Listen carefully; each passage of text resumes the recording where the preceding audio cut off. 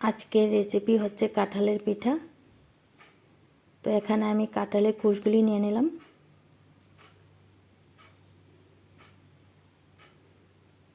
কুশ থেকে বিচি বের করে এখন কাঁঠালের কুশগুলি চেলে নেব চালনির সাহায্যে।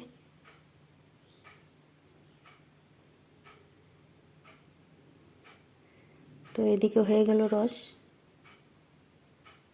তো সবটা লাগবে না, যতটুকু লাগবে অতটুকুই নিয়ে নেব। এখানে নিলাম একটু আটা, সুজি, ময়দা, চালের গুঁড়া, গুড়, দিয়ে দিলাম মৌরি,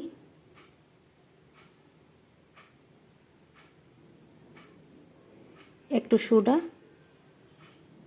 একটু লবণ। এখন ভালো করে মেখে নেব।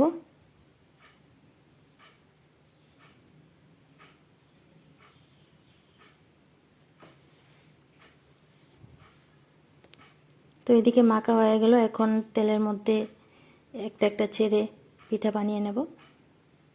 খেতে খুবই তালের বড়ার মতো লাগে। আপনারা চাইলে নারকেলও দিতে পারেন।